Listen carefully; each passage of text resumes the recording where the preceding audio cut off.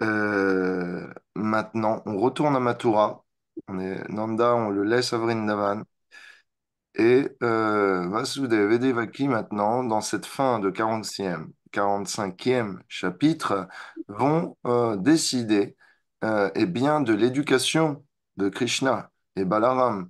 Parce que ces derniers, ce qu'ils ont fait toute leur vie, ils ont gambadé dans les prairies, joué avec les veaux et les vaches, fait des jeux dans la forêt, se sont amusés avec les animaux, mais ça, pour une vie de prince, pour la cour royale, ce n'est pas une éducation digne de ce nom. Donc, on va essayer de transformer ces deux villageois en hommes prestigieux de la cité. Vous voyez ce que je veux dire? Donc, Vasudev et Devaki pensent que maintenant, il est temps pour ces deux jeunes pâtres d'être réformés et de devenir eh bien, les combattants dignes et les protecteurs dignes de la cité de Mathura. Donc, Vasudev, ce qu'il fait, c'est qu'il consulte avec sa femme sur ce que devrait devenir Krishna. Et donc, il décide de l'envoyer, déjà de l'initier Brahmana. Et donc, c'est quelque chose qui va nous donner l'exemple sur notre vie de famille. Parce que la façon dont Vasudev et Devaki tentent perfectionner l'éducation de Krishna, finalement, on peut en tirer des leçons aussi pour nous. Comment essayer de perfectionner l'éducation de nos enfants ou au moins des plus jeunes, des personnes qui sont sous notre responsabilité. Donc, donc, s'il vous plaît, attendez. Soyez pas pressés.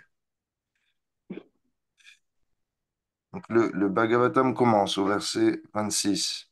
Le roi Vasudev, fils de Sulasena, a arrangé avec un prêtre, en l'occurrence le prêtre des Yadus et Gargamuni, qui avait aussi donné le nom à Krishna et à Balaram. Eh bien, Vasudev lui avait demandé d'officier pour la seconde initiation, pour prendre ce fameux cordon brahmanique qui est un peu l'emblème de la civilisation védique. Donc, on chante le Gayatri à l'aube, au zénith et au crépuscule, 3 fois par jour. On fait une prière. Ça dure à peu près, en fait, ça dure plus ou moins longtemps suivant l'intensité de votre méditation, mais je dirais qu'en moyenne, 3 fois 10 minutes par jour, 30 minutes. Voilà. On peut le faire plusieurs fois. J'ai vu des gens qui prennent 30 minutes pour faire leur Gayatri parce qu'ils rajoutent beaucoup de rituels. Ils font tout vraiment dans les détails. Ils remercient les demi-dieux, ils purifient les directions, ils purifient les parties de leur corps, ils récitent différents noms de dieux, pardon, avant d'entonner les chants secrets du mantra du Gayatri. Donc, il y a tout un rituel que nous, dans l'ISKCON, on ne s'embarrasse pas pour se concentrer sur le Mahamantra, puisque le Gayatri est soumis à des règles et des régulations. Ce mantra n'est pas aussi efficace que le Mahamantra dans cet âge qui, lui, est tellement puissant qu'il peut se faire à tout moment. Donc, voilà, finalement, Targamuni Rohini est là aussi, hein, donc elle va assister à cette cérémonie de l'initiation du cordon de Krishna, et donc il va être initié Brahmana. Et quand tu es initié Brahmana dans la culture védique, eh bien, tu as des responsabilités. C'est comme quand vous passez, on va dire, le baptême, je crois, dans la chrétienté. Quelqu'un a passé son baptême ici? Quelqu'un est baptisé? Levez la main, s'il vous plaît. T'es baptisé? Ok, on a 3 baptisés dans le groupe. Antonio, t'es pas baptisé? Si, si, je crois que si. Ah, je le savais, je le Une sentais bien quand fois. même. Ok, 4 baptisés Le dans baptême masqué? l'affaire. Donc, qu'est-ce que vous faites quand vous êtes baptisé? Quelles sont les responsabilités qui vous incombent quand vous êtes baptisé? C'est de faire votre communion, de recevoir des cadeaux, d'organiser une fête à l'église. Il y a quoi d'autre? Rappelez-moi. Je crois Il y que a des c'est cadeaux de la famille aussi. ouais, On va manger, à on manger. va Voilà, manger l'hostie. faire l'hostie en vieux français. Donc ça va, c'est pas trop lourd quand même. Mais quand on devient brahmana, il y a quand même plus que ça. On nous demande d'apprendre les Védas, de lire. Je sais pas si quand vous faites le baptême, on vous demande de lire la Bible ou de l'apprendre au moins une partie. Non, hein, on ne demande pas ça. C'est avant où tu as la possibilité, en fait, pour te préparer La à ta profession de communion, foi. d'aller au catéchèse. Ok, il y a la possibilité. Bon, ok. Exactement. On peut faire un cours de Bible pour savoir pourquoi on se fait baptiser. C'est quand même bien C'est aussi. ça. Mais Donc, c'était beaucoup sur la vie de Jésus, en fait. très important. Eh ben, là, l'histoire, c'est que voilà, on apprend les Védas, on apprend à comprendre Dieu, l'âme, la connexion avec Dieu. Et quand on est brahmana, on ne s'identifie pas au corps, mais on s'identifie à son âme. Et donc, on a bien conscience que il y a un cycle des morts et des renaissances et que le but de cette existence de la vie humaine, c'est d'en sortir et de rejoindre Dieu. Maintenant, les brahmanas sont réalisés au niveau du brahman. Donc, cette lumière effulgente, énergie de Dieu, qui pénètre tout et qui finalement apporte la paix de l'âme dans laquelle, eh bien, nous pouvons subsister. Mais il n'y a pas de service à proprement parler pour une personnalité divine. Et donc, les Vaishnavas, nous, les dévots, quoi, en somme, avons une réalisation complémentaire, supplémentaire qui vient perfectionner celle de l'âme, c'est que on veut développer un corps spirituel, on veut développer des sens spirituels pour venir rejoindre une forme de Dieu dans son royaume et le servir à l'infini pour l'éternité dans la joie et la bonne humeur. Euh, dans Si l'âme n'a pas de service, elle est stationnaire, quoi. Elle est dans la béatitude, de trouver son union à Dieu. Mais l'union à Dieu sans service, c'est-à-dire l'union à Dieu dans la contemplation, n'est pas suffisante. On n'est pas juste là pour être béat à s'extasier de l'existence de la vie spirituelle en compagnie de Dieu, mais aussi on doit avoir une activité, un échange relationnel avec lui. Et ça, c'est pour les dévots. Ouais, et donc, ça, c'est unique aux dévots, quoi. C'est avoir une conception d'un monde spirituel où on peut résider et faire des activités avec Dieu.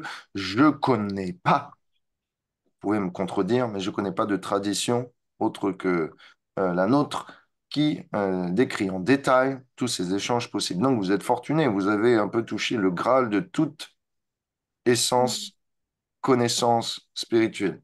Bravo à vous, vous êtes des personnes rares. Vous pouvez vous applaudir, vous avez fait un bon choix. Euh, pourquoi? Pourquoi Krishna est là à cette cérémonie sans inviter Nanda Maharaj et Yashoda? Parce que Krishna pensait que les gens de la cour et les gens du village de Vrindavan sont bien trop différents et que revoir Krishna pour ensuite se reséparer de lui, ça va être de nouveau un crève-cœur qui va remuer le couteau dans la plaie. Donc Krishna, il se dit, ils peuvent accepter une séparation, mais s'ils en acceptent une autre, il y a de grandes chances que finalement ils quittent vraiment leur corps et qu'on commette l'irréparable. Donc voilà, on va séparer les deux et on va pas trop se mélanger pour l'instant. Donc Krishna euh, envoie Sudam, le fleuriste. Est-ce que vous vous rappelez du fleuriste de Mathura qui avait reçu Krishna et Balaram dans son échoppe? Ça vous rappelle de ça? Ouais. Ok. Oui. Ouais, ouais. Ça, c'est bien. Merci. Eh bien, rappelez-vous, il allait cueillir des fleurs à Vrindavan et a connu Krishna comme ça. Et quand il est venu visiter à Mathura pour la première fois pour tuer Kamsa, il lui a offert des guirlandes et Krishna l'a béni de pouvoir être un serviteur éternel et toujours être plein d'amour pour lui, de dévotion. Et donc, Krishna est allé voir Sudam et lui a demandé, s'il te plaît, transmets des messages pour moi. Toi qui vas régulièrement à Vrindavan pour ton travail, transmets des messages à ma famille Gopa ou Gopi. Et la lettre disait, en l'occurrence, Cher père, aujourd'hui ou demain, les membres de la famille Yadou, incluant Vasudev, vont m'initier en tant que brahmana. Je vais accepter le cordon sacré. Extérieurement, j'accepte d'être sous leur tutelle, leur amitié, leur affection, mais mon cœur est toujours dans une place différente, avec vous. Je fais ça seulement pour leur plaire, eux et leurs citoyens et les membres de la famille. Je t'en prie, je t'envoie cette lettre pour que tu arranges, toi aussi, une cérémonie d'initiation pour tous mes amis et tous les pâtres qui ont, qui sont mes amis. euh, Transforme-les en brahmana.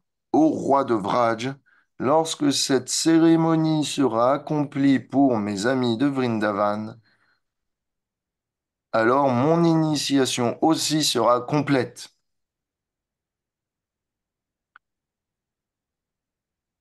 Ok, si vous avez bien suivi, je vais vous poser une question. Pourquoi Krishna considère que son initiation est complète seulement quand ses amis sont initiés aussi?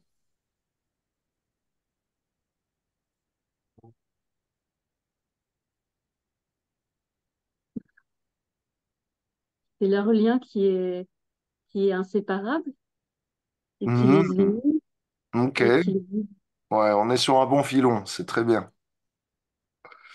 C'est exactement ça. Ils sont inséparables. Ils sont même pas différents finalement parce qu'ils se considèrent d'égal à égal. Les amis de Krishna se considèrent, c'est un membre de notre famille. Krishna considère de manière réciproque.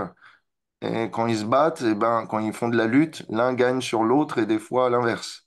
Donc finalement, ils se considèrent d'égal à égal. Et Krishna dit, si mes amis sont mes égaux, qu'ils sont des membres de ma famille, qu'ils sont comme moi, alors ce que je dois passer, ils doivent l'avoir aussi. Sinon, sinon, je vais me sentir supérieur. Ils seront plus mes Mm. égaux.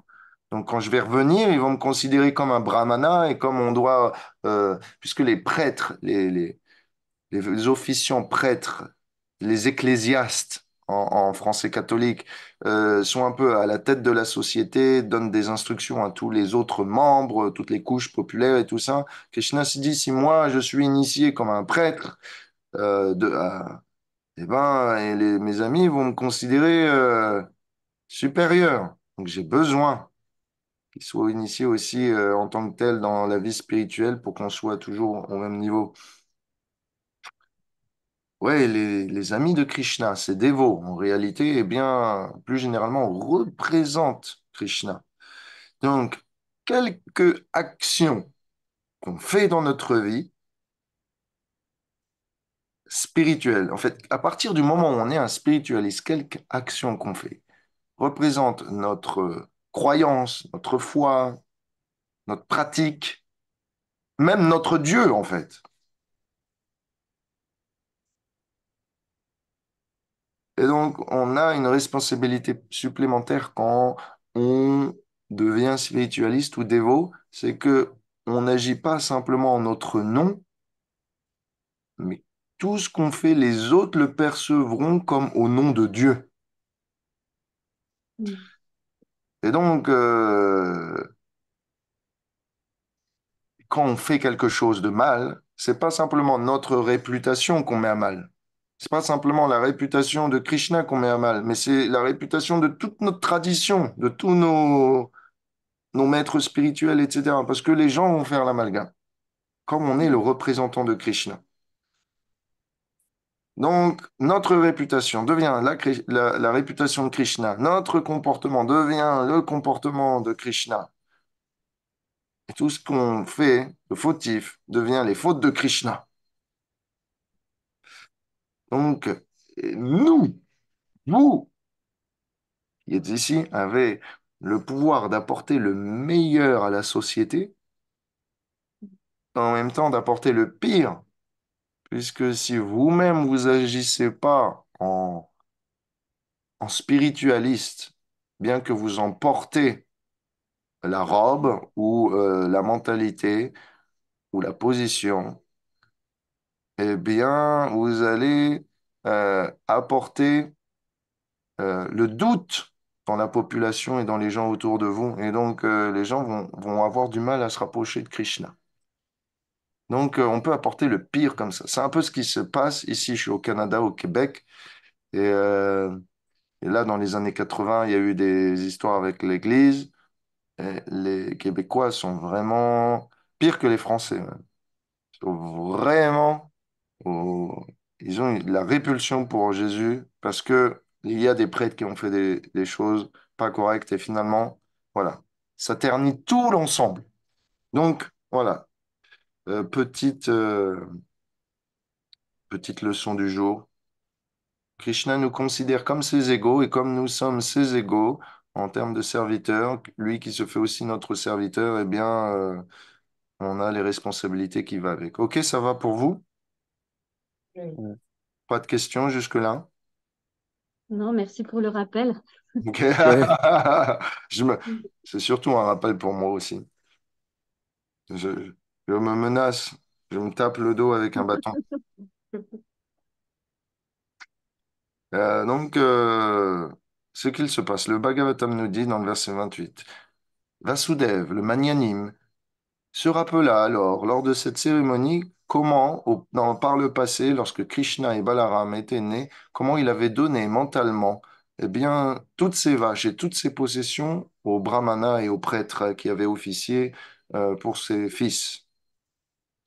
Est-ce que vous vous rappelez quand Vasudev était en prison, Krishna est né, et il s'est dit, mais normalement, il faudrait que ça se célèbre et il faudrait qu'on invite des brahmanas. Et quand on veut célébrer la naissance de notre fille, de notre fils, il faut qu'on invite tous les gens aux alentours, qu'on leur fasse la charité. En tout cas, c'est mon devoir en tant que roi. Mais comme je suis enchaîné dans les cachots, je vais faire ça mentalement, Vasudev s'est dit. Mentalement, il s'était imaginé qu'il allait, chaque citoyen, leur offrir des vaches et leur dire et leur présenter ses obéissances. Donc, c'était sa méditation. Voilà. Puisque je ne peux pas offrir et faire une fête pour Krishna, pour sa naissance, à cause des circonstances, ben, je vais faire ça en méditation.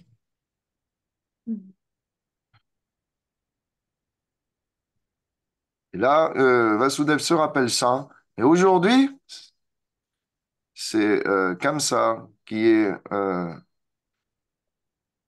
est enchaîné à la loi du karma, et c'est Vasudev qui est libéré de ses chaînes et qui peut maintenant eh bien, faire la charité véritablement.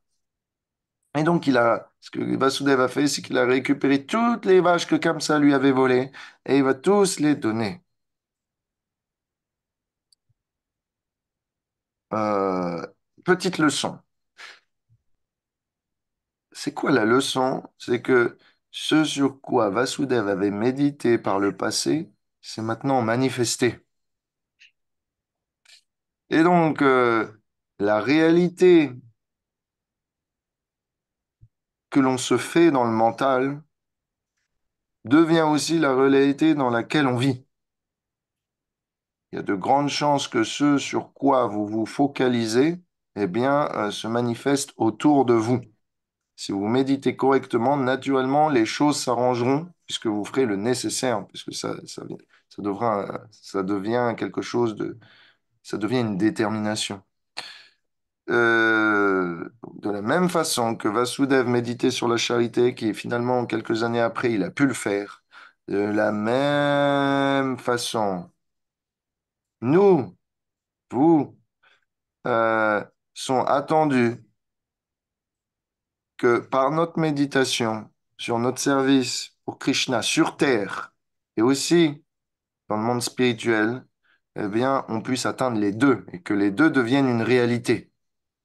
Imaginez-vous quel service vous pouvez faire pour contribuer pour Krishna ici et maintenant sur terre et quel désir pourriez-vous avoir au monde spirituel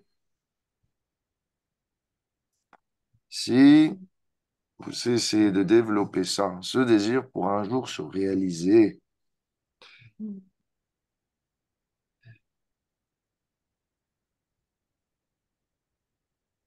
Après avoir été initiés, les deux seigneurs prirent des vœux de célibat auprès de Gargamuni, le maître spirituel des Yadus.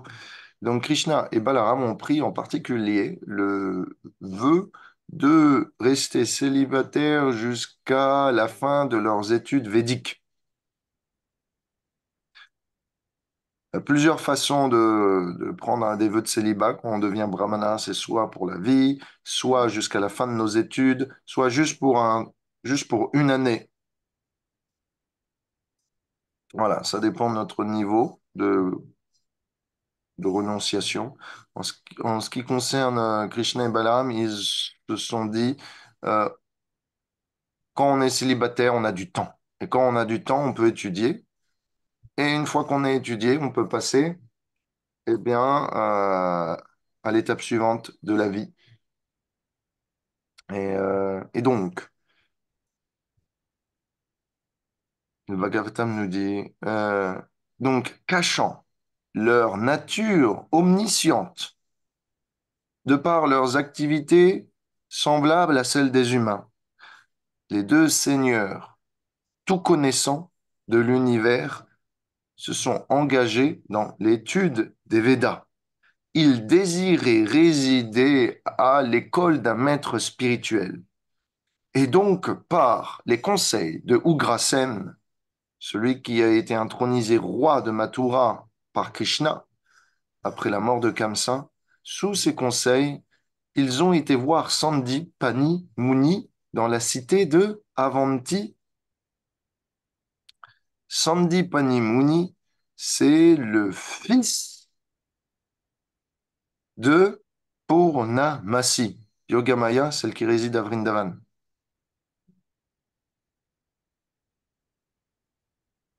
Lui, il réside à Kashi, il réside pas à Vrindavan, pour quelque raison que ce soit. Pourquoi? Parce que Sandipani Muni est un dévot de Shiva. Et Shiva, sa ville préférée, c'est Kashi, avec Bhubaneswar aussi. Mais Kashi, c'est vraiment connu. Euh, Krishna et Balaram ont pensé de la sorte. Dans le Gopal Chempu, ça nous est dit, tous les grands sages ont étudié avant nous les Védas dans la maison d'un maître spirituel, ce qu'on appelle le Gurukul. Kula, c'est l'école, Guru, le maître spirituel. Aujourd'hui réside sur Terre Vyasadeva, celui qui a écrit tous les Védas, ou plutôt qui a compilé tous les Védas et les a récités. Ganesh les a écrits sous sa dictée. Il y a aussi de nombreux sages qui errent sur cette terre et qui sont qualifiés pour être notre gourou. Le problème de ces sages, c'est qu'ils savent que nous sommes Dieu. Et donc, on ne pourra pas faire semblant d'être des étudiants devant de tels sages. Donc, nous sommes un peu timides d'aller les voir. Plutôt, nous désirons trouver quelqu'un qui ne connaisse pas notre nature divine, mais qui connaît quand même tous les Védas en termes de théorie, pas forcément de réalisation. Et pour ça, nous allons accepter ce dévot de Shiva qui nous a été proposé par Ugrasen, qui s'appelle donc Sandipani Muni, le fils de Purnamasi Devi. Krishna pense aussi, si il est connu que nous sommes partis loin de Mathura, nos ennemis risquent d'en profiter pour attaquer les Yadus et la ville. Donc nous devons partir dans le secret de tous. Krishna demanda donc à tous les Yadus de garder le secret et simplement de dire qu'ils étaient partis euh, se faire enseigner par un maître spirituel, par Gargamuni, proche de Mathura, mais pas qu'ils étaient allés voir Sandipani Muni loin de là à Kashi. Cela était donc pour protéger la cité. Krishna dit, si Balaram est en ma compagnie, il ne pourra rien m'arriver, même si des millions de guerriers tentent de nous attaquer. Balaram est tellement fort. De cette manière, Vasudev, Devaki, Rohini acceptèrent de prendre le risque de laisser partir Krishna de nouveau.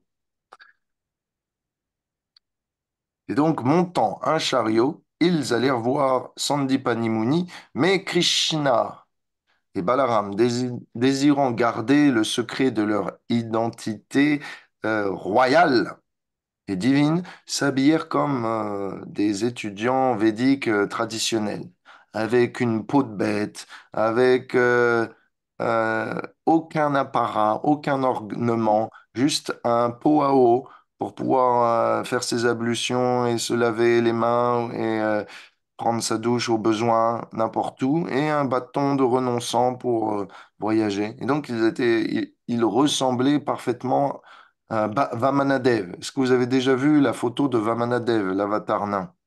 Oui. J'ai- Oui, voilà. Donc avec une petite peau de bête, voilà. Très simple. Donc maintenant ma question. Et c'est là qu'on rentre dans le vif du sujet pour nous.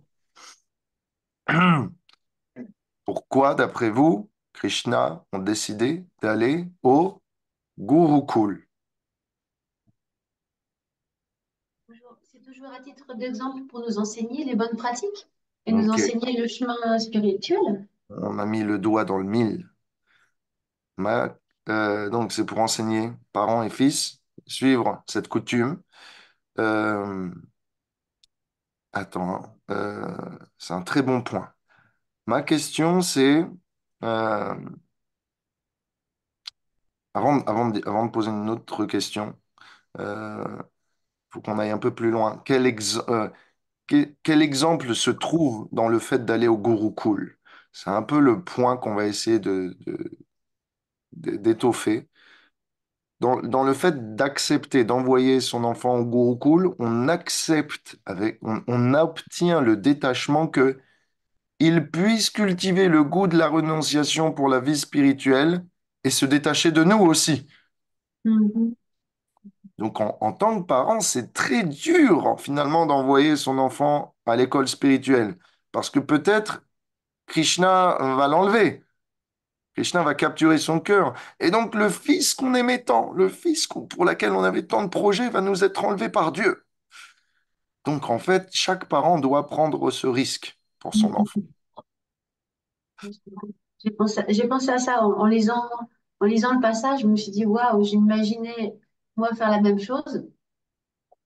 Et ouais, pas facile. Ouais, pas facile, on est d'accord. Donc, c'est pas facile pour tout le monde, mais c'est pour le bienfait de notre fils.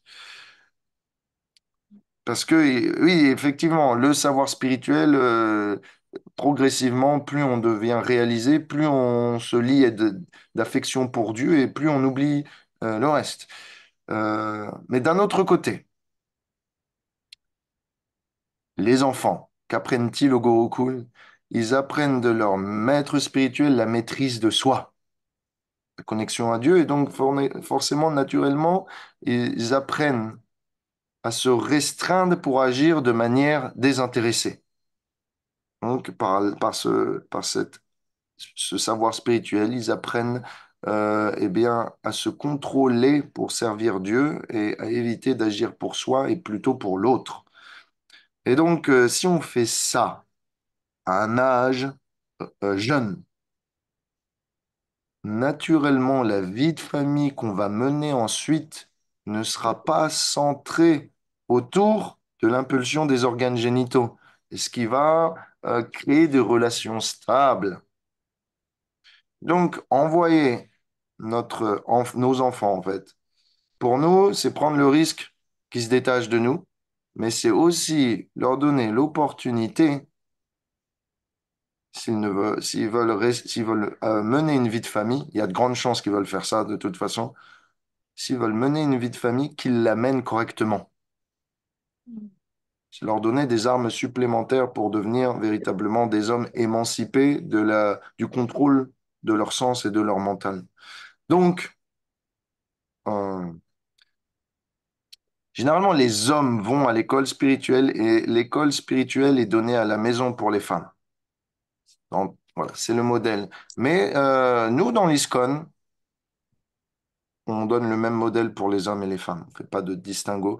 Ouais, et ça, c'est la question, en fait, qui vient. C'est que, voilà, ce modèle-là, védique de l'école spirituelle, il convient dans une société qui fonctionne proche de la nature, qui fonctionne de manière en accord avec les saisons et le temps, qui fonctionne pas à 10 000 à l'heure avec des technologies qui bouleversent toutes les habitudes qui sont celles des hommes. Donc, ma question, est-ce que vous considéreriez aujourd'hui envoyer vos enfants, ou si vous en avez pas, est-ce que si vous en avez, vous pourriez le considérer comme Vasudev et Devaki l'ont fait?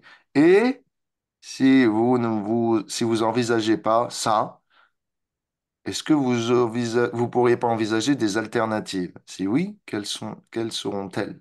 Dites-moi, s'il vous plaît, vous pouvez prendre la parole, c'est à vous, c'est le brainstorming de cette session.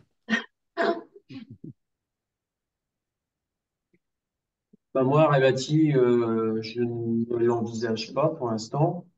Et l'alternative, c'est ce qu'on a choisi de faire au Portugal, quoi. C'est de s'éloigner d'une société qui est un peu permissive pour moi. Et là, Mhm. on vit dans la nature et on va dire le choix qu'on a fait, on se rend compte que l'école, par exemple, pour Thomas, elle est beaucoup plus écloée, elle Hmm. est beaucoup plus humaine Hmm. que ce qu'on a pu voir en France. Non, Donc, que c'est une ce- solution intermédiaire. Après, Hmm. tu m'interroges et puis que je t'écoute. Parce qu'évidemment, elle n'est pas parfaite, mais on essaie de leur prodiguer cette. Déjà, c'est une autre alternative par rapport à ce qu'on a pu voir en France ou ailleurs. Hein. Je ne Hmm. diabolise pas la France, mais on se rend compte qu'il y a quand même des choses qui sont. On n'a pas envie de vivre en restant en France. Merci. Pourquoi en fait je fais cet exercice? Parce que vous tous, vous êtes des exemples en fait, alternatifs. Donc, votre vie sert d'exemple, votre décision sert d'exemple. Voilà. Construire une communauté spirituelle, établir une communauté, se rejoindre en groupe dans un lieu donné, ça donne un environnement spirituel qui fait office d'éducation.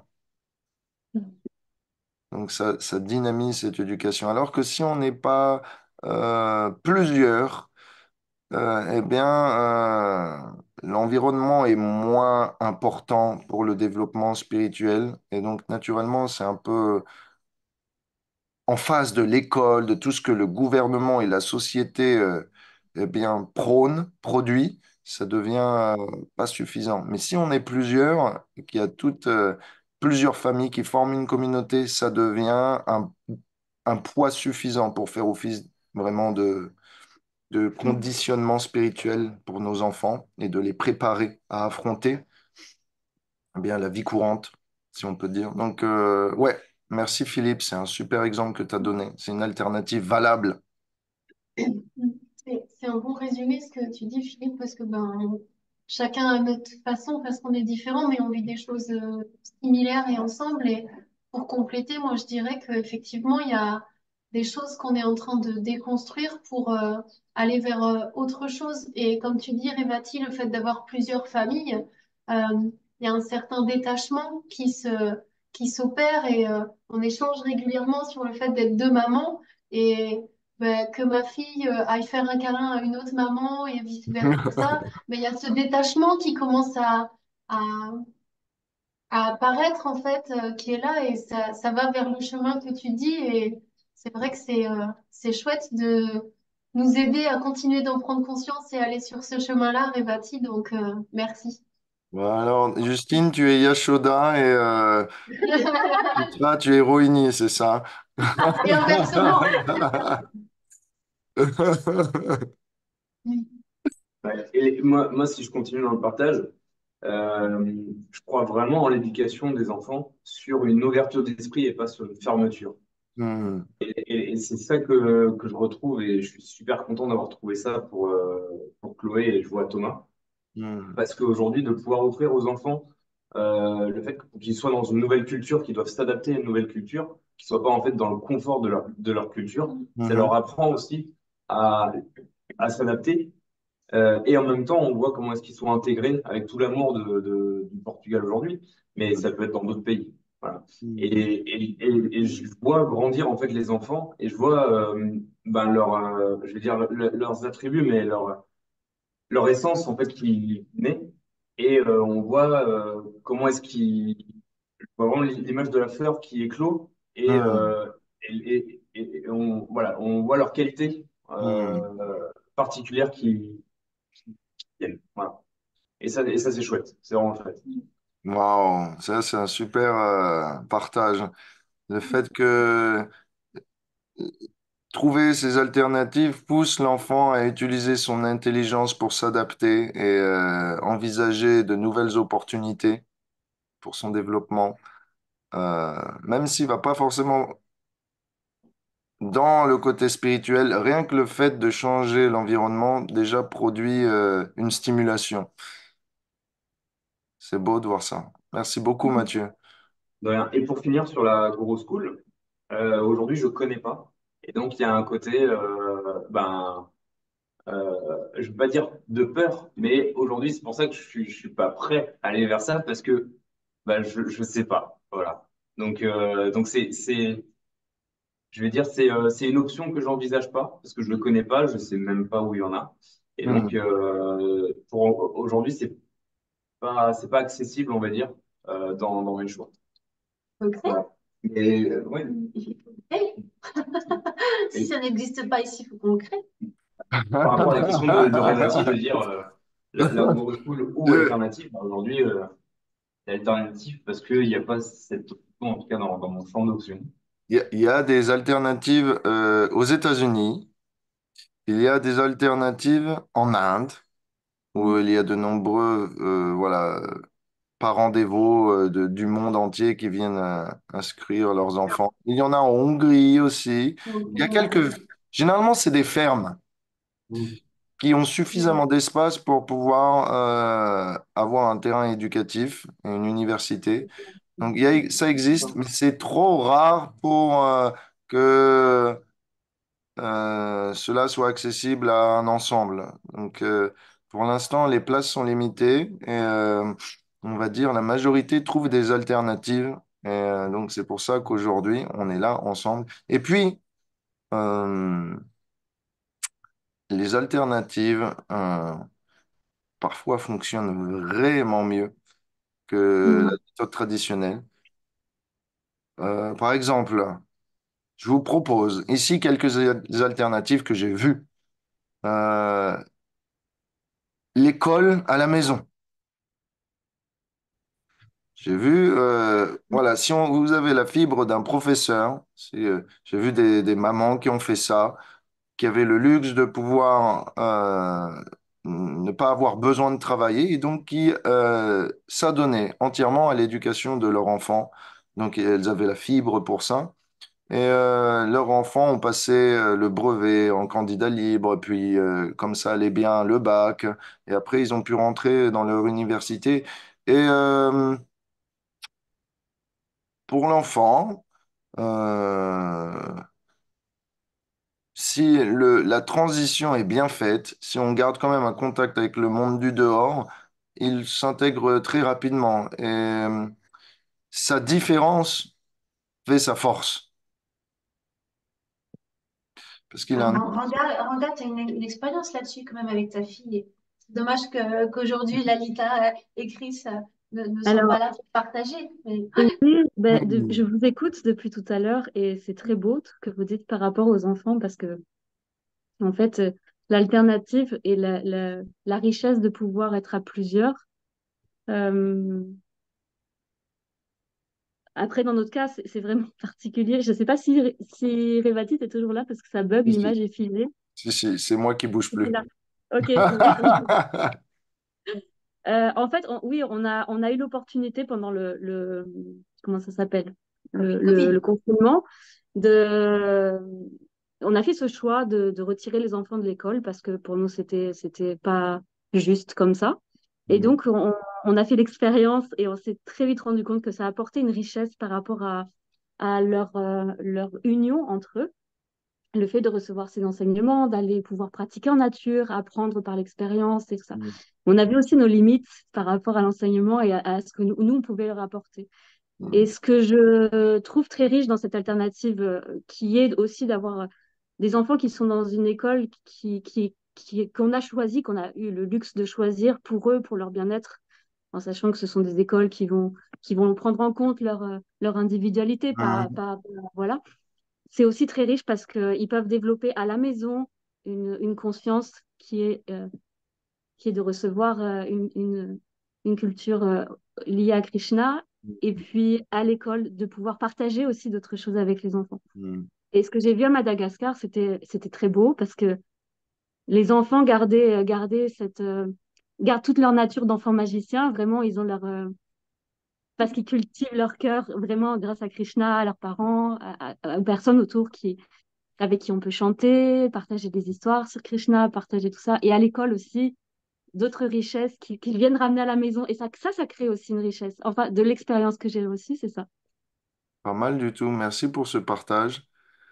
Le fait, voilà, de trouver aussi une école, si Un on n'est pas équilibre. capable de faire ça soi-même, qui peut faire la transition jusqu'au point où on ne peut plus accompagner les enfants dans leur développement, ben, trouver une école qui correspond. Parfois c'est cher, mais parfois pas forcément. Il faut juste faire la recherche. Le monde est grand. Merci beaucoup, Ranga Devi. Alors, on a vu l'école à la maison, les écoles spécialisées, où on met en valeur l'individualité. On a vu construire des communautés, être plus fait la force.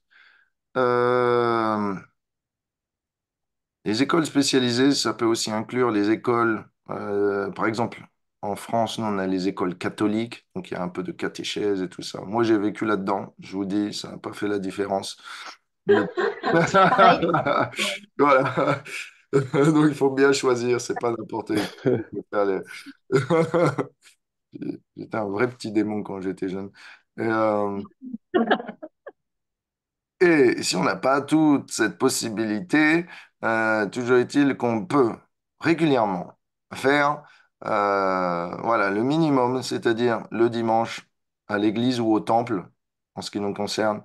Donc voilà, cultiver au moins des programmes chez soi, si on peut, ça c'est le top, ou chez les autres, et faire ça en famille. Donc ça devient le rendez-vous familial. Si le rendez-vous familial est composé d'un très bon repas, d'un peu de chant, un peu de culture et de danse, qui va refuser? Si vous refusez, vous ne savez pas vous amuser. Donc, il faut juste trouver une communauté où il y a des gens avec qui on a de bons contacts et rester proche de cette communauté. Voilà. S'il y a des gens avec qui on peut bien s'associer, que ces gens-là sont spirituellement cultivés, qu'il y a d'autres enfants aussi, c'est le top. Et donc, comme c'est rare, tâchons de nous localiser, voilà, en conséquence. Pour nous en plus, pas simplement pour nos enfants, je parle aussi pour nous, ça nous reste engagé et qu'on reste engagé. C'est très important. Pouvoir bien s'établir à un endroit précis. On envisage donc voir à long terme. Donc ça demande ainsi aussi de faire un peu de prospection. C'est pas que donc il y a un peu du test, tu vois. On va ici, on va à gauche, à droite, mais généralement, voilà, la période de prospection pour chercher si une communauté ou qui nous va bien, un endroit, etc. C'est que voilà, on a un peu de temps de vacances et ok, on va à un nouvel endroit et hop, on teste et suivant les résultats, on peut aller à un autre endroit. Et puis si on veut confirmer, on reva au même endroit. Puis après, hop. Voilà, on se dit, ok, c'est là. Si on veut faire de l'avancement spirituel pour nous, la famille, ça peut être là. Donc, je vois ici Chitraleka, Philippe, Justine et Mathieu. Ils se sont dit, ok, le Portugal, c'est le top. On va aller là-bas.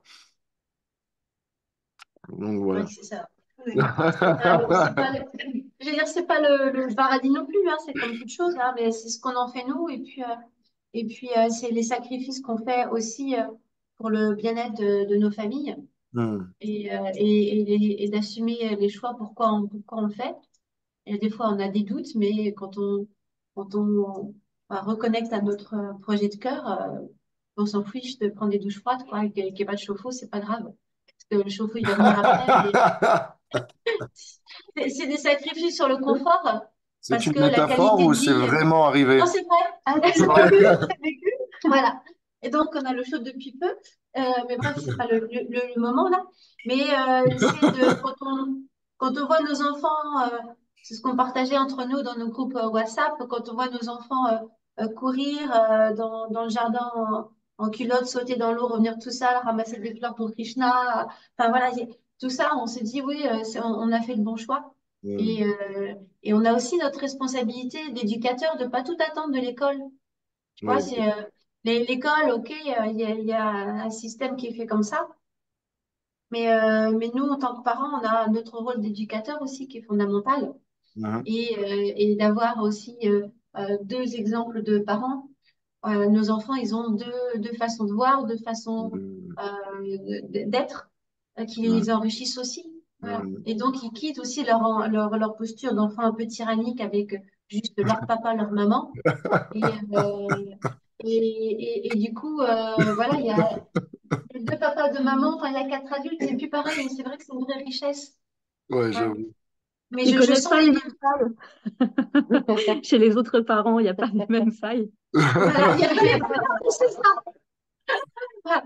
Mais en t'écoutant, je sens aussi les challenges qu'on a aussi à mettre en place pour nos enfants par rapport pour toute honnêteté, c'est vrai qu'on va plus au temple de Porto le dimanche pour Mhm. des raisons X ou Y.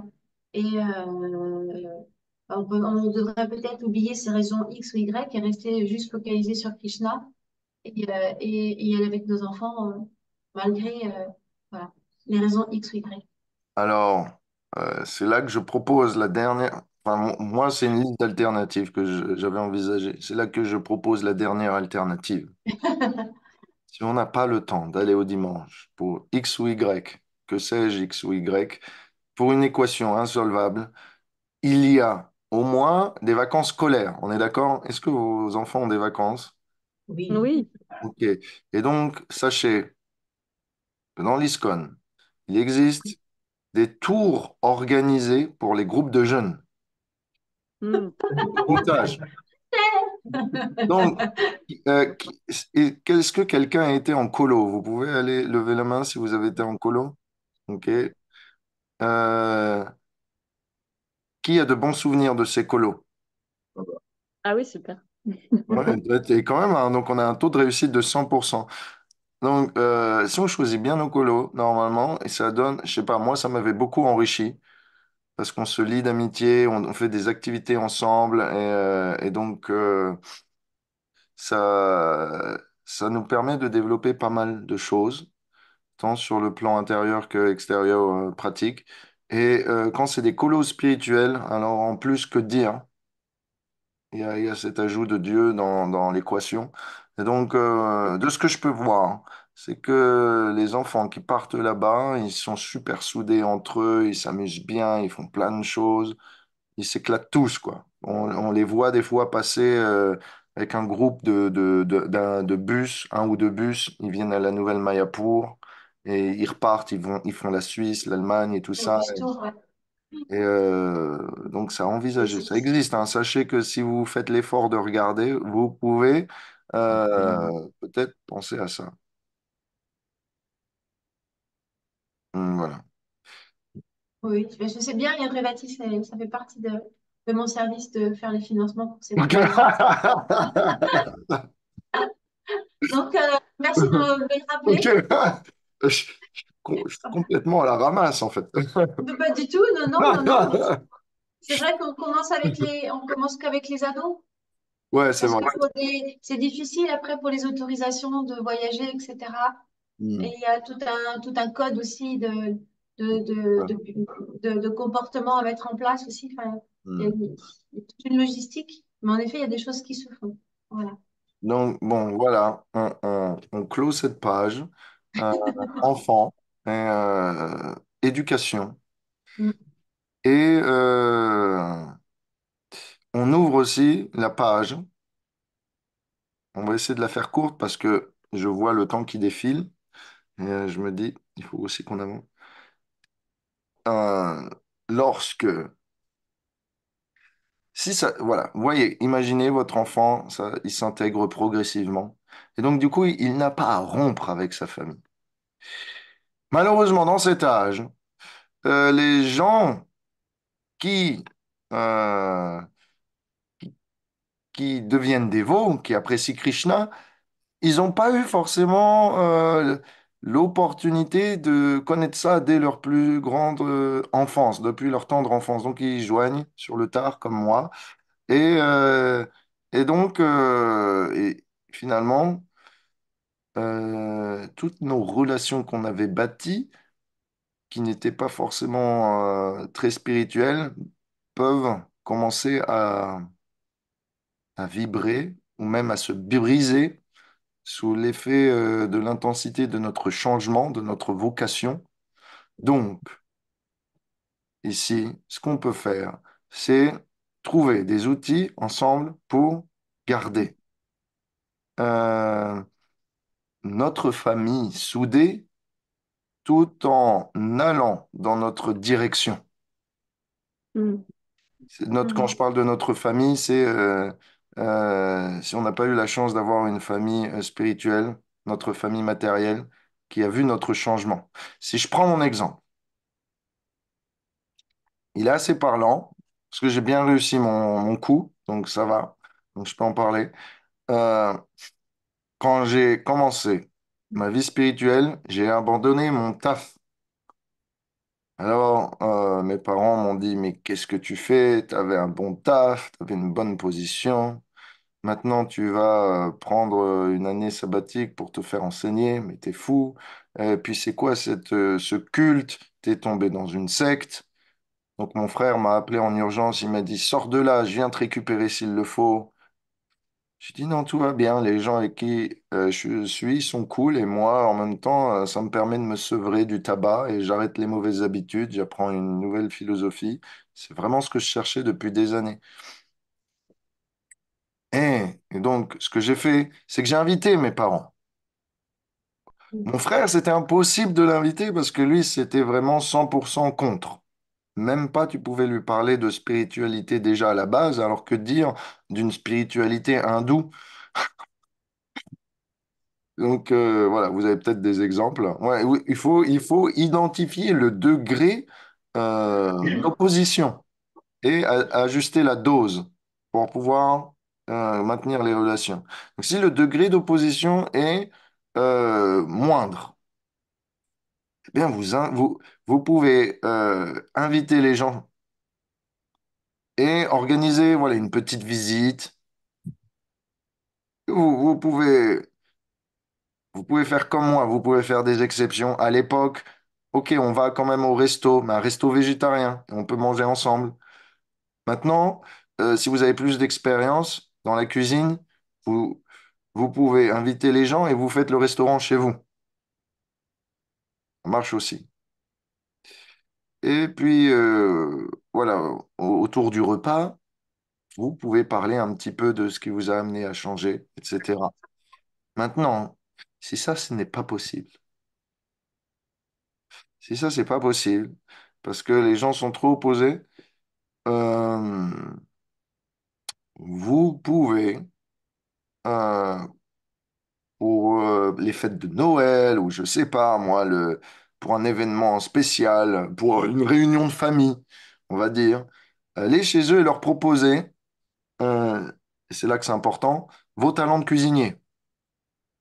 Parce que ce qui se passe, c'est que si vous cuisinez très bien, quand vous allez chez eux, vous prenez en charge la marmite. Donc tout le monde est content. Et en plus, vous êtes content parce que vous pouvez offrir la nourriture, faire du service, et éviter euh, de voir de la barbaque. Et en même temps, éviter de poser à l'hôte, celui qui vous reçoit, le challenge de devoir faire un repas spécial pour vous, qui ne sait pas faire en plus. En plus, vous allez manger mal. Donc en plus, vous allez vous sentir, ils vont vous faire sentir le poids. Donc, le mieux, Mon avis, hein, c'est vraiment que en tant que dévot, il faut qu'on sache cuisiner. C'est un impératif. Si on sait cuisiner, ou si, à la limite, on fonctionne à deux et que chacun on a des spécialités, on est complémentaires. Et que ces spécialités puissent convenir à tout le monde. Généralement, les dévots savent y faire. Même les carnivores invétérés, quand ils mangent chez les Hare Krishna, c'est à l'ISKCON, quand ils viennent nous rencontrer, ils fondent. Mm. J'ai vu quand j'allais chez mes parents. Là, l'année dernière, il y avait une réunion de famille avec mon frère. Et donc, quand moi, j'avais posé la condition, si je viens, je cuisine. Autrement, je ne pourrais pas manger. Je cuisinerai ailleurs, ou je mangerai de la salade, ou je ferai ça dans mon van. Et ils ont accepté. Donc, ça s'est pas forcément fait tout le temps dans la délicatesse, mais une fois qu'ils ont accepté que j'allais faire le bazar dans leur cuisine, mais qu'ils ont goûté les préparations, ils ont posé des questions, et là, ils se sont intéressés à la spiritualité. Parce qu'ils se sont dit, waouh, c'est quoi ton truc? Mais ça a l'air cool, en fait, la spiritualité chez vous. Donc, ils ont posé tellement de questions que j'étais abasourdi. Et mon frère, maintenant, il me demande que je lui envoie des nouvelles régulièrement. Ah bon, super. Bah, Donc, c'est bien, on est heureuse pour toi. donc, mais ça a pris plusieurs années. Pris Mm. plusieurs années. Ça s'est pas fait du jour au lendemain. J'ai dû être patient pendant des années, 3, 4 ans. J'avais très peu de... Mes contacts avec une partie de ma famille étaient très limités parce qu'ils étaient très opposés. Cependant, voyant les changements positifs, voyant ce que les autres membres de la famille qui étaient moins opposés disaient, et les circonstances arrangeant une rencontre et ayant la capacité de pouvoir leur faire plaisir d'une manière ou d'une autre, eh bien, leur cœur a changé par la grâce de Krishna, la grâce du prasadam, la grâce voilà, de notre bienveillance, de nos prières. C'est pas forcément du jour au lendemain. Ça prend un petit peu de temps à frotter. Mais quand c'est frotté, après, il n'y a plus de problème. Donc, pour ceux qui ont des problèmes au présent, s'il vous plaît, armez-vous de patience, armez-vous des qualités nécessaires que vos parents aimeraient voir chez vous et armez-vous des techniques nécessaires pour les faire fondre. Soyez intelligents. Développez une culture culinaire capable de faire fondre leur palais et donc, si possible, de même les obliger à venir chez vous. Donc voilà, quand ils n'ont plus de réticence, en termes d'estomac, généralement, le reste suit.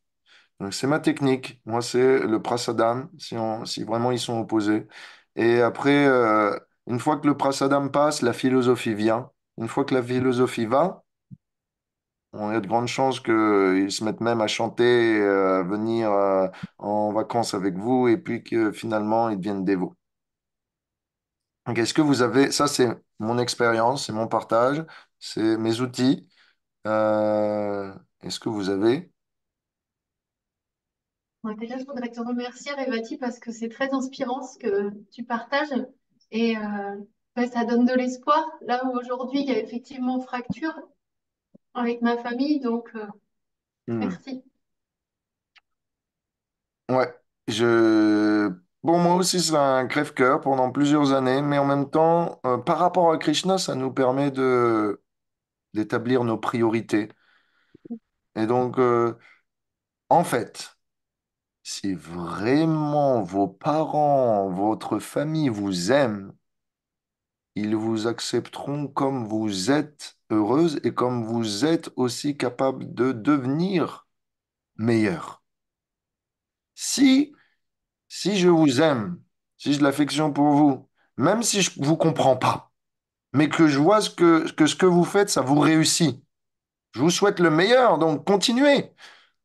Même si moi, j'aime pas la charpente. Si je vois que, par exemple, Sébastien, il fait de la charpente dans une communauté de compagnons et que cela lui réussit, même s'il prend des risques sur les toits et qu'il peut tomber, eh ben, si ça lui réussit, Voilà, je suis heureux pour lui.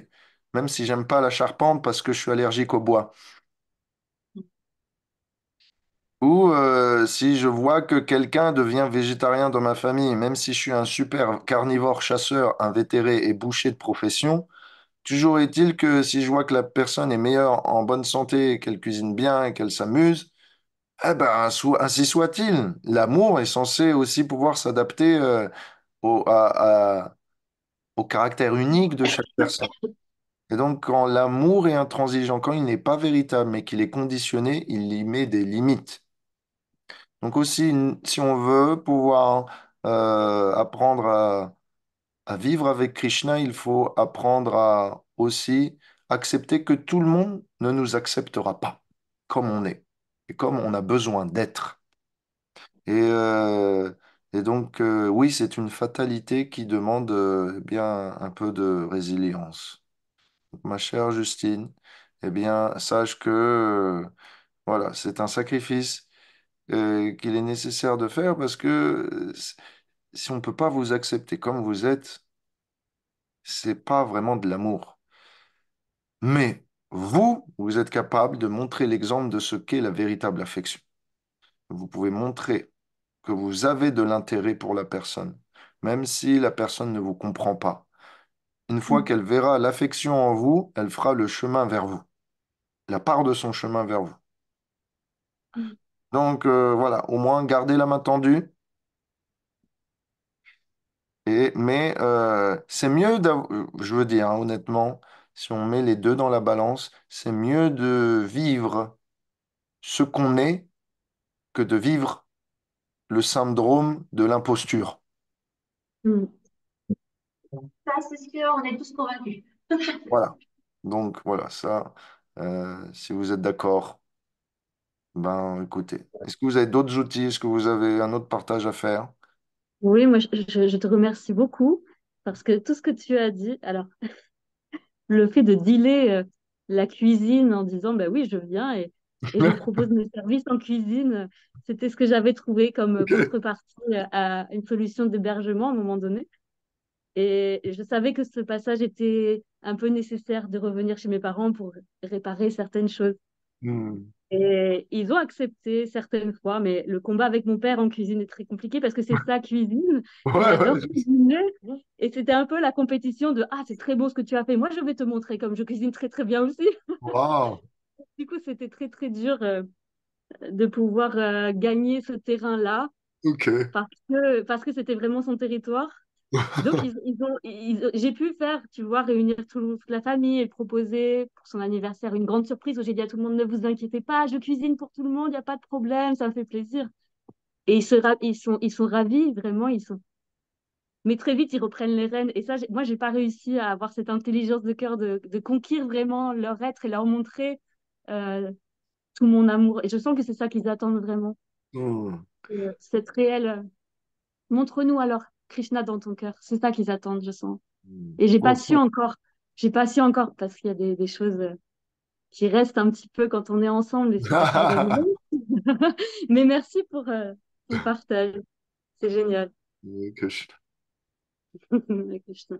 Donc, voilà, on clôt cet aspect pratique.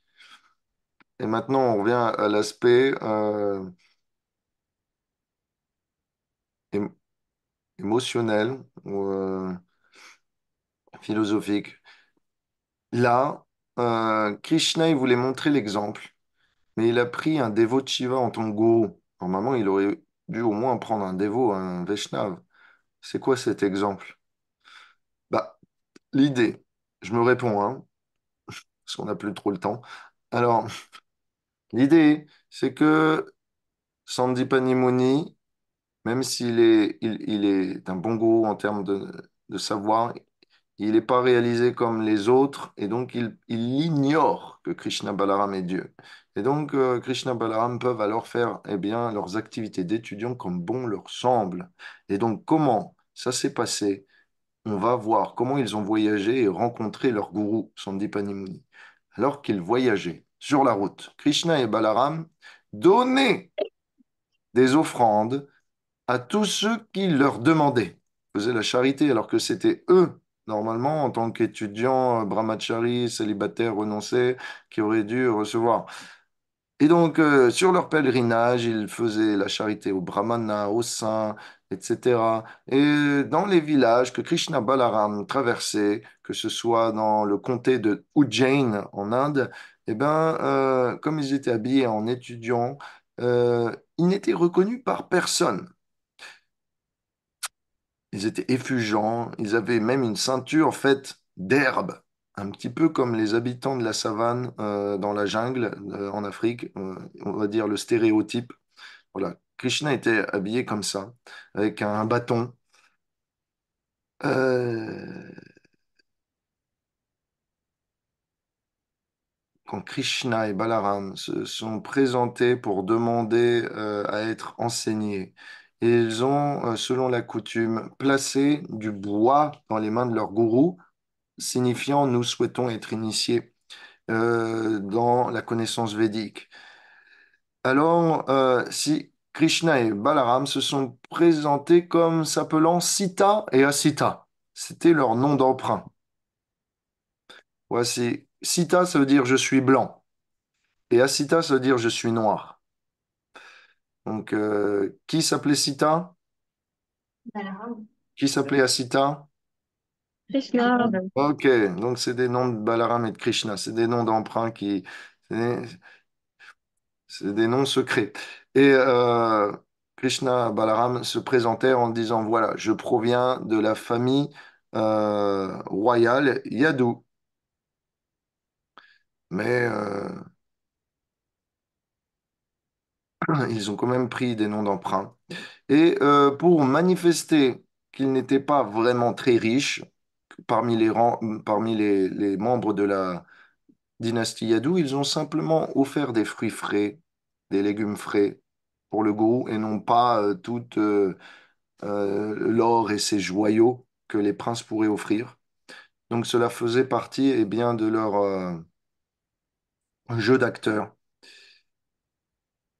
Quand le gourou vit Krishna et Balaram pour la première fois, Sandipani Muni se disait, simplement en les voyant, je sens tout mon être se remplir d'affection. Comment ça se fait? Je pense que Sita et Asita doivent sûrement être spirituellement très avancés. Pourrait-il même être, tellement de symptômes j'expérimente, être la source de tout amour? Les marques qui figurent sur leurs paumes de main et de pied témoignent de leur naissance spéciale. Sûrement sont-ils des êtres célestes, tels des Devas, Indra, Brahma ou Shiva. Voilà, ça c'est l'idée que se fait Sandipani Muni. Donc, finalement, au fur et à mesure que Krishna a été accepté, parmi eh bien, l'école et tous les disciples de Sandipani Muni s'est fait une vraiment très haute opinion de ces deux disciples au sens parfaitement contrôlé, qu'il avait rencontrés de manière si impromptue. Et donc, voyant de la manière dévouée dont ils servaient leur maître, euh, et la manière irréprochable, hein, avec l'exemplarité dans laquelle il se comportait en tant que disciple, Sandipani Muni en était venu à les traiter comme leurs deux chouchous parmi tous les membres de l'école. Donc Sandipani Muni avait même dit à Krishna Balaram, ne faites aucun service pour moi, vous n'avez pas besoin. Je vous aime tant que c'est bon, j'ai compris. Vous avez montré toutes les qualités. Les autres vont faire du service parce qu'ils ont besoin d'apprendre en servant. Mais vous, votre nature est déjà parfaite. Vous n'avez plus besoin de me servir. Euh, mais ce que faisaient Krishna et Balaram, c'est que, en la présence de leur maître, ils ne servaient pas, ils laissaient les autres le faire. Mais dès que leur maître avait le dos tourné, ils en profitaient pour faire du service pour lui. Et donc assister les autres en cachette. Donc c'est aussi un bon point, c'est que euh, on n'est pas obligé de faire du service pour qu'il soit reconnu. peut simplement faire du service parce que ça nous plaît, parce qu'on veut faire plaisir aux autres, même si c'est pas vu. Et donc, ça, c'est spontané. Ça, c'est un niveau plus loin. C'est ce que Krishna font.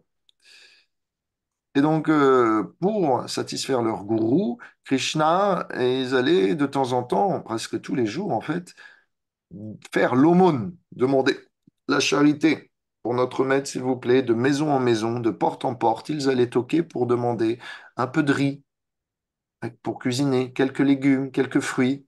Et finalement, au bout de la matinée, ça donnait suffisamment de quoi faire un festin pour nourrir tous les disciples. Dans la culture de l'Inde, on a encore ça très facilement. Si vous allez à Vrindavan et que vous avez aucun sou, vous pouvez toquer à 3 portes et vous avez de quoi manger, de quoi cuisiner ou de quoi manger.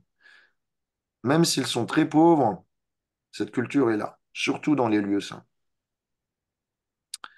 Euh, donc, quand Krishna allait mendier de porte en porte, les rôles étaient inversés.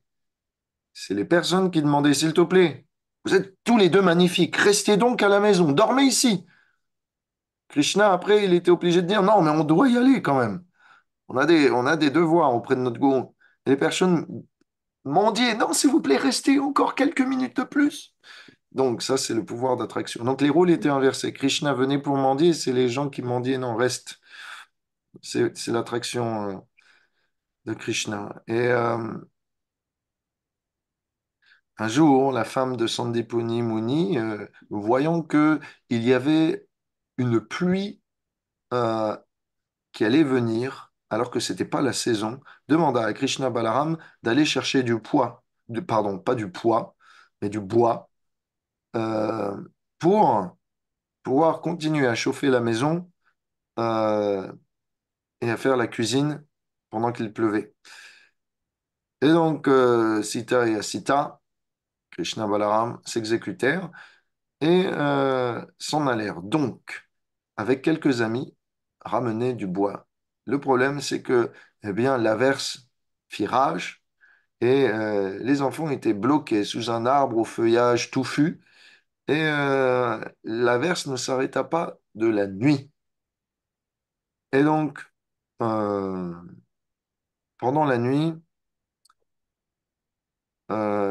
Sandipani Muni avait remarqué que ses disciples n'étaient plus là. Et donc, dès que le lendemain matin, l'averse s'était eh bien, estompée, il allait à la recherche dans le bois de ses disciples. Il était très furieux contre sa femme qui avait osé envoyer ses deux disciples préférés eh bien, chercher du bois alors qu'il y avait un risque d'averse. Et finalement, après quelques moments de recherche, Sandipani Muni, ayant des pouvoirs mystiques et pouvant localiser ses disciples à distance, arrivèrent vers eux. Et ils surprirent alors Krishna et Balaram en train de faire des blagues avec les autres étudiants. Ceux-ci étaient donc un petit peu gênés de voir que leur gourou les avait surpris de manière frivole. Vous savez, hein, c'est comme quand on a notre supérieur ou notre boss, on se tient un peu plus droit.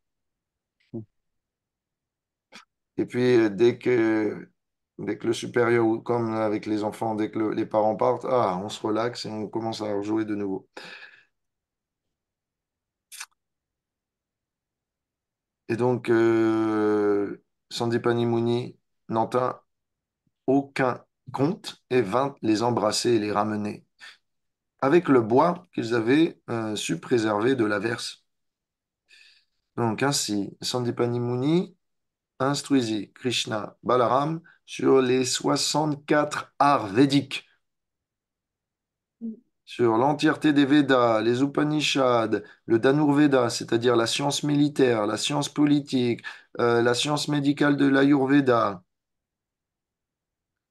Est-ce que vous voulez connaître un petit peu quelques éléments de ces 64 arts védiques? Oui, bien sûr. Ok. Alors, ça, c'est ce qu'un maître spirituel est censé enseigner, ou ce que les Védas en général enseignent. Ça, c'est 64 branches. Euh, et ça, Tous les habitants de Vrindavan savent, ils sont experts en ça. Le premier étant le plus important, le chant, la prière, le chant. Le deuxième, la musique. Le troisième, la danse. Quatrième, le jeu d'acteurs. Est-ce qu'il y a des acteurs ici? Ah, je sens que Sébastien, c'est un bon acteur quand même. Donc, il y a une fibre là quand même, je sens. Euh, Tonio, ah si, Tonio. Antonio, c'est un bon acteur. Ah, d'accord. Ça, c'est vraiment un super truc à faire en communauté ou pour les événements. En- Vraiment, c'est un bon service à faire pour chaque festival, pour même les temples. On se propose, voilà, on organise un du théâtre pour vous. Ça permet de vivre les divertissements, de se mettre dans la peau d'un démon, de Krishna ou du gourou, c'est super. Vraiment, on Mm. rigole beaucoup. Euh, donc, voilà, jeu d'acteur. La peinture, pas simplement peinture sur toile, mais sur toute forme de support. Il y a même, je connais même des dévots, ils vivent de ça. Eux, leur travail, c'est de peindre les murtis. Donc, soit ils les rénovent, soit ils les peignent pour des dévots qui veulent passer du métal, ne plus voir leur murti en métal, mais avoir une couche de vernis dessus, coloré. Donc ça rend les murtis comme si c'était des vases en porcelaine, quoi. C'est avec de la couleur et tout ça. C'est très beau. Donc on peut faire ça, on peut même faire. Il y a un autre art védique, c'est de faire des peintures avec des aliments. En gros, je m'explique, vous prenez des grains de riz, vous les trempez dans différents coloris, et après vous en faisiez des mandales ou des trucs comme ça. Vous pouvez même faire de la peinture sur vitre. Ceux qui ont fait des festivals dans les temples de l'ISKCON savent de quoi je veux parler, si peut-être vous en avez vu. Euh, Et aussi peindre le corps, très important. En particulier, les murtis, généralement, on leur fait des petits motifs autour des yeux. Et donc, Srimati Radharani et Krishna ont toujours orné autour des yeux ou sur les joues, sur le front, eh bien, des motifs spéciaux, des arabesques ou des points, des fleurs, etc. Et donc, ça embellit leur visage. Et donc, voilà. Tout ça, on apprend au Gurukul. Donc, il y a vraiment un côté artistique. Ils mettent l'emphase sur vraiment l'expression de soi à travers l'art. Il y a même un truc, là, ça, faire un lit de fleurs. Voilà. Je sais pas faire, moi, mais voilà, faire un lit de fleurs. Généralement, quand on met Krishna à coucher ou les murtis à coucher, on leur met des pétales sur le lit et puis après, ils viennent se coucher dessus. Mais pendant la danse rasa, c'est ce que Vrinda Devi et ses assistants faisaient. Ils faisaient des lits de fleurs avec des pétales et tout ça. Donc, le couple divin venait se reposer sur ces lits de fleurs. Eh oui. Euh, Même l'art de préparer un lit. Donc, ce qu'on voit dans les hôtelleries, ça c'est un art védique. Plier, plier les serviettes, plier les draps, mettre le lit dans un certain pliage, tout ça c'est même un art. Euh, Il y a, il y a des trucs de fou, hein. Même voilà, tout ce qui est en rapport avec les pierres précieuses, la taille des pierres précieuses, apprendre à incruster ces pierres précieuses quand on est riche dans nos murs ou sur notre sol ou sur notre plafond. Bon, ça c'est quand on est riche, hein. À Vrindavan, on est riche, donc il y a des joyaux partout. Euh, Apprendre à faire de la musique avec des pots remplis d'eau. Blou, blou, blou, blou, blou.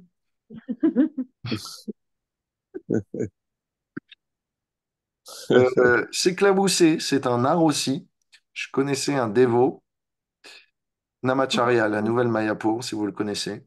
Il a Oui. une technique pour éclabousser, je peux vous le dire, c'est un art. Avec une main, il tape la surface de l'eau, ça fait monter des gouttelettes sur la surface, et avec l'autre main, il frappe ces gouttelettes. Et donc, ça propulse euh, Mm. des gouttelettes à haute vitesse sur notre visage et ça claque. C'est comme une mitraillette, quoi. Alors que généralement, quand on s'éclabousse, on pousse une grosse quantité d'eau. Donc, ça fait une grosse vague. Mais c'est pas à haute vitesse parce qu'il y a beaucoup de masse. Et quand on tape et que juste après, avec l'autre main, on tape à l'horizontale, ça fait une petite mitraillette. Alors, j'étais impressionné parce que là, tu es obligé de fermer les yeux, ça claque. Donc voilà, il y en a qui connaissent l'art, voilà, d'éclabousser les autres. Tout ça, c'est des trucs qu'on fait avec Krishna. C'est pour ça, en fait, on appelle ça de l'art. Donc les dévots à Vrindavan savent s'éclabousser de bien des manières. Ils savent même faire de la musique en tapant sur l'eau. Wow. Donc il y a des choses à apprendre hein, dans nos vies futures et au monde spirituel. Euh, Apprendre même à créer des couleurs, c'est un art. Différents tons, etc. Et les appliquer sur Krishna. Bien sûr, tout ce qui est faire des ornements de fleurs ou des ornements des bijoux et les appliquer sur le corps, soit le sien, soit le corps de Krishna, de Radharani. Faire des huiles, créer des huiles parfumées, les appliquer, l'art de masser, euh, l'art de se déguiser, l'art de faire des mudras, des gestures de main. Préparer, bon, la cuisine, hein, n'en parlons pas. Ah, même dans l'art védique, dans l'origine des temps, faire des marionnettes et les animer était déjà un art. Vous voyez les Guignols, le festival de marionnettes des Guignols, eh bien, ça fait partie de la vie védique, vie traditionnelle spirituelle. Donc, généralement, ce qu'on fait avec les marionnettes, c'est que ça représente des histoires de dieux, des avatars ou des dévots. Ça reste spirituel. Mais comme les histoires, forcément, sont formidables, c'est tout aussi intriguant. Faire des potions magiques avec des herbes médicinales, en fait, des trucs super énergétiques. Euh, Reconnaître les plantes comestibles des plantes non comestibles, c'est bien. Un art aussi. Euh, ah oui, faire et résoudre des charades.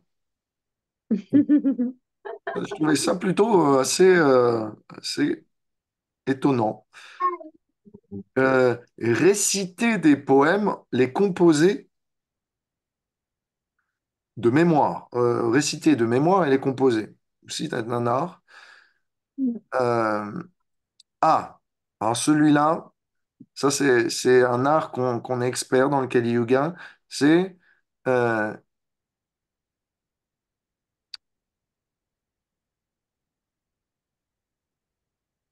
faire des phrases ou établir des faits qui sont difficiles à réprouver. En gros, être bon à débattre. Donc, prouver une chose et son contraire, même quand on a tort, voilà, C'est c'est un un art. art. C'est un art. Voilà, C'est vrai. l'art d'avoir raison. C'est un art védique. Donc, voilà, de toute façon, c'est Krishna, il est comme ça. Hein. Lire, réciter des passages de certains livres spirituels, c'est aussi un art. Raconter des anecdotes et des histoires.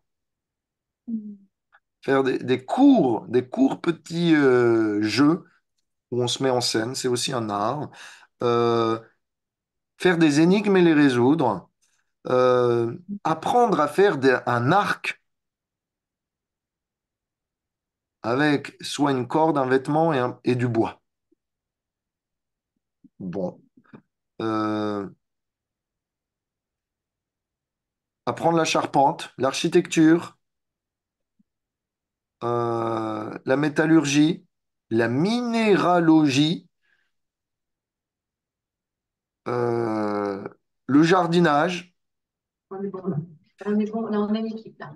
Voilà, voilà. Donc là, on est bien. Tout ça, c'est un art. Hein. Ça fait partie de la vie spirituelle, des activités éternelles, de la société de Krishna, le monde spirituel. Et alors là, je ne sais pas.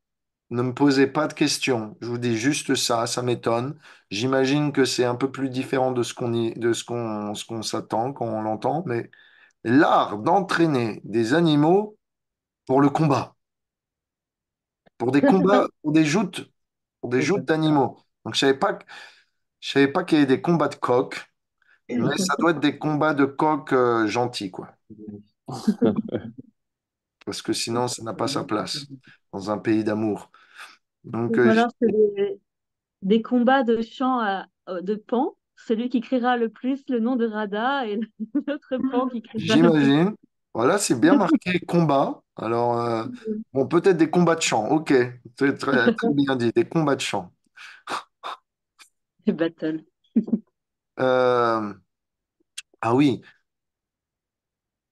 l'art de domestiquer des animaux, et en particulier l'art d'apprendre aux oiseaux, et en particulier les perroquets, à parler et à transmettre des messages,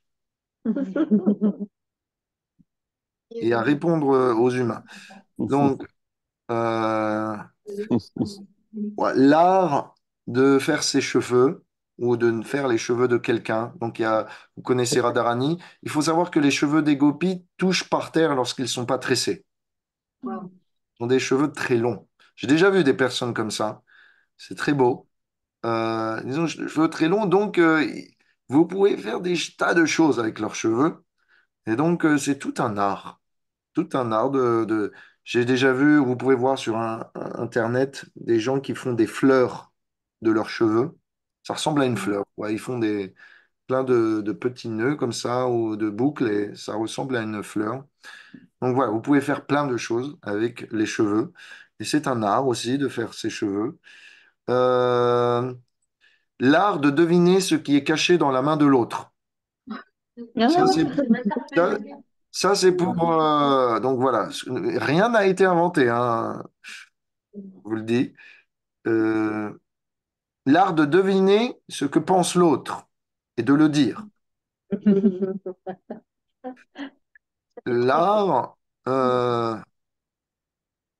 de pouvoir dire ce... Alors là, je ne sais pas comment ils font. L'art de pouvoir dire ce qu'il y a écrit dans un livre sans le voir. OK? Fabriquer des outils, voilà, pour les ingénieurs. Il y a des ingénieurs ici. Fabriquer des outils. Apprendre d'autres langues. Voilà. Il faut savoir qu'à Vrindavan, on parle Vrajabasi, mais que dans les autres planètes spirituelles, on parle le sanskrit. En fait, à Vrindavan, on parle le Vrajabasi et le sanskrit. Le sanskrit, c'est vraiment pour phraser de manière subtile. Le Vrajabasi, c'est plus direct. C'est c'est un peu le patois local du sanskrit, mais c'est ce qu'on parle aussi dans le monde spirituel. Euh,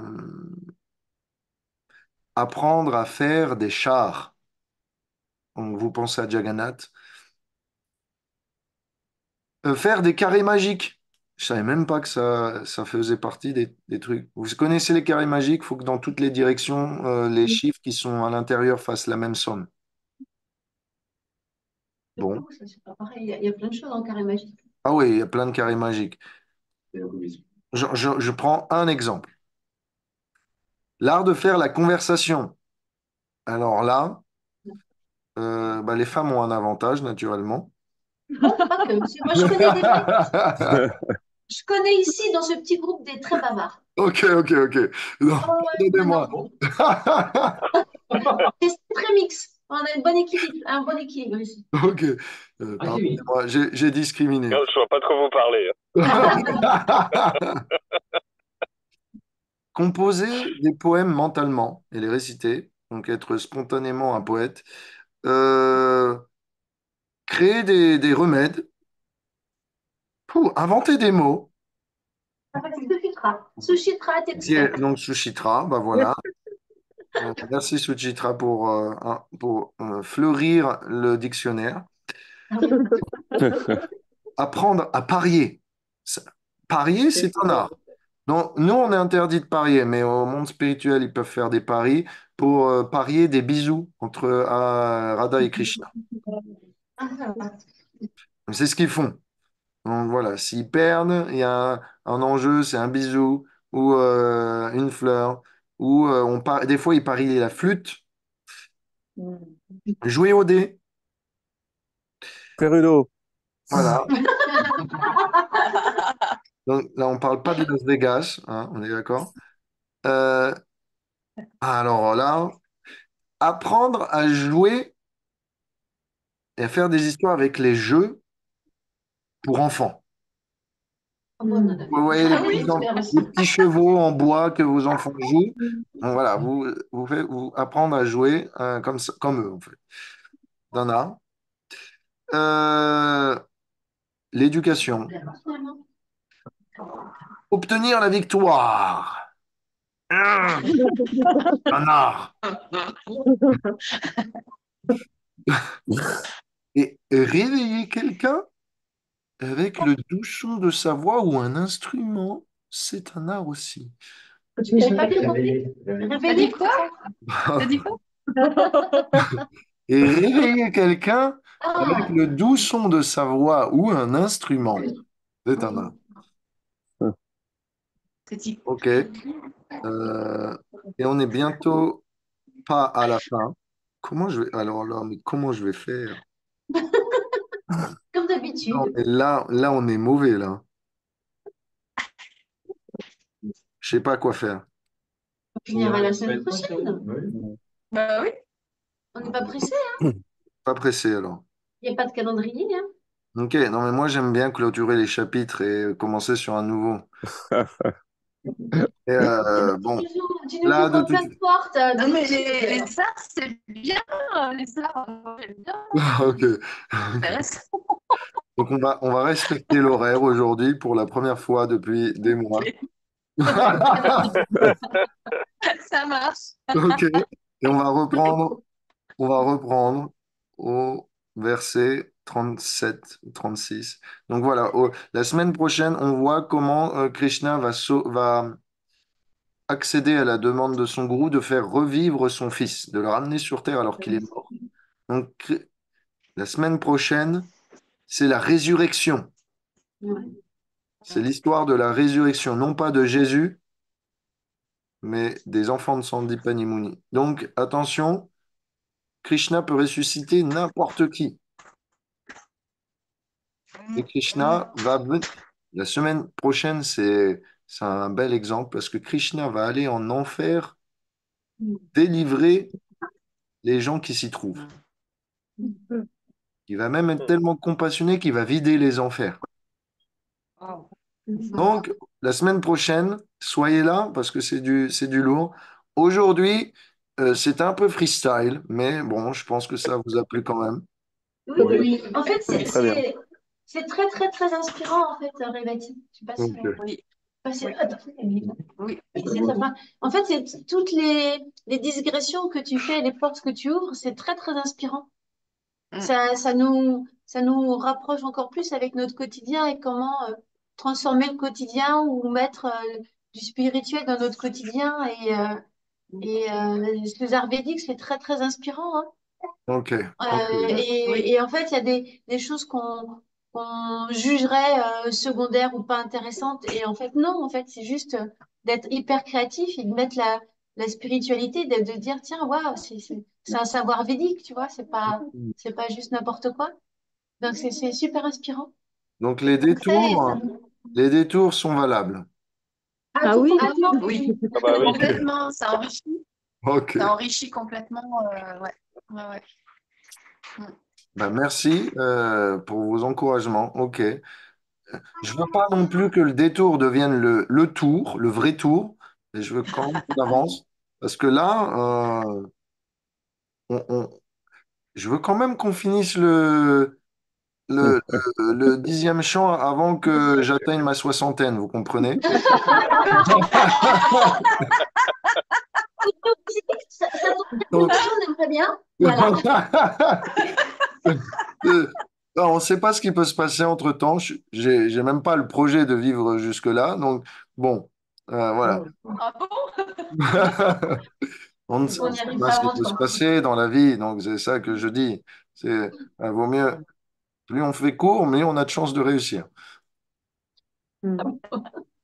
Donc, mes chers amis, je ne vais pas vous retenir plus longtemps parce que il fait beau, parce que vous avez aussi l'après-midi de votre dimanche, eh bien, à remplir et que c'est le moment en famille de la journée. C'était en tout cas un moment merveilleux avec vous. Merci pour votre présence, votre participation, votre fidélité. Je peux voir sur la caméra de chacun que vous êtes attentionné, à part Antonio, je le sais. Je sais qu'il cache quelque chose. Je sais qu'il cache quelque chose. Qu'il est au garage ou peut-être, ou au jardin. Je ne sais pas ce qu'il fait, mais un jour, il voudra bien partager ce qu'il fait.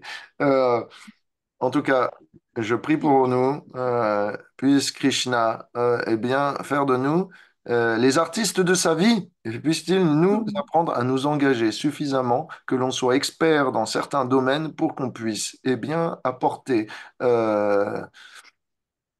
notre pierre à l'édifice sur la voie de l'amour de Dieu. Si vous êtes d'accord avec cette prière, concise mais puissante, vous pouvez dire Hare Krishna. Allez, Allez, Hare Krishna. merci Ravati. Merci à Merci à vous. Merci, Révati. Merci, Je vous Vajravati. embrasse Vivement fort. dimanche prochain. Passez Vous une aussi. merveilleuse semaine. Merci à tous. Belle semaine à toi aussi. au revoir, Merci. Révati, merci. Merci, Hare Révati. Prends soin Krishna. de toi. Au revoir à tous. Au Au revoir à revoir, Prends soin de tous. Vati. Tous. toi. Prenez soin de vous. Merci. Merci. Toi aussi.